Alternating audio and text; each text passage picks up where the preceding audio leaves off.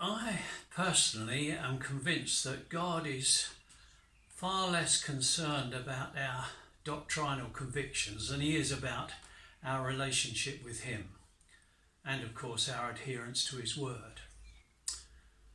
I regret to say that I think many Christians are more concerned about a person's belief than the quality of his character.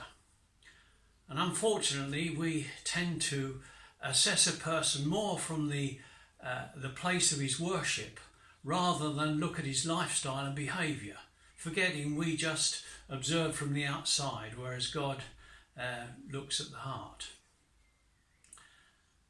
Desmond Doss was a committed Christian, a Seventh-day Adventist, and a man greatly abused for his Christian convictions.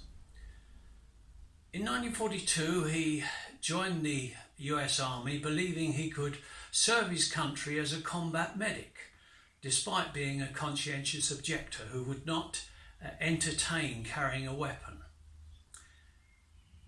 Incredibly, the Army assigned him to a rifle company.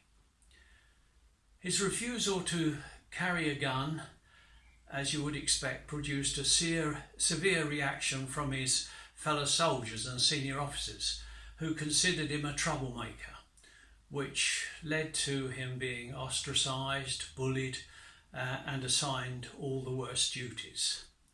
The army wanted rid of him, but he refused to leave.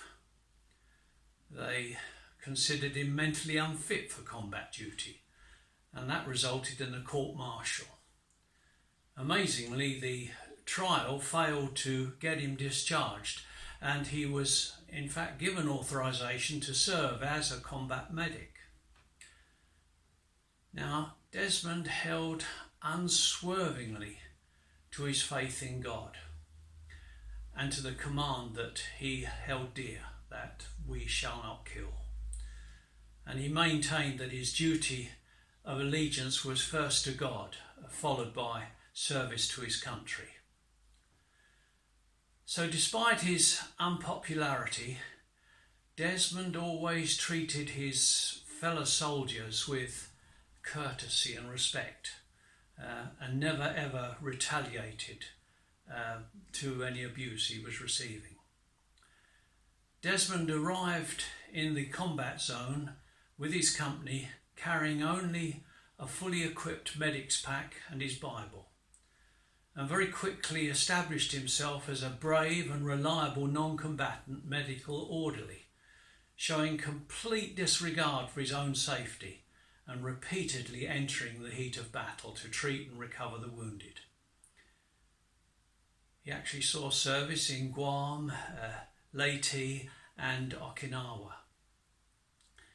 In fact, it was in Okinawa that the most significant action he was involved in occurred. It was at a place called the Maida Escarpment, which is a heavily defended 400-foot cliff known as Hacksaw Ridge by the troops who were involved at that time in trying to secure it. During their time there, they scaled the cliff to confront the Japanese defending it, but were driven back down the escarpment, having to leave many dead and severely wounded colleagues up there to their fate. Desmond refused to retreat with those survivors, but remained to tend to the wounded that were left. And whilst under the noses of the enemy, Desmond managed to evade the Japanese, and during that time to look after and tend and carry and drag no less than 75 of his colleagues to the edge of the cliff and single-handedly lower them to safety. Some days later, Desmond himself was severely wounded, but even then he insisted that another be prioritised over him to be stretchered to safety. For his bravery, Desmond Doss was awarded the highest military honour that America confers, the Medal of Honor, comparable in status to our own Victoria Cross.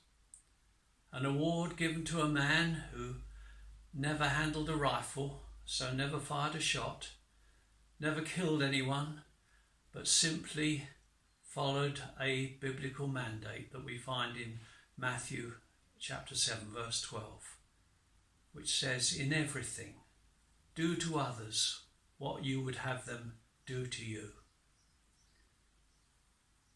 To me, actions reveal a person's true nature, so much more than who he associates with.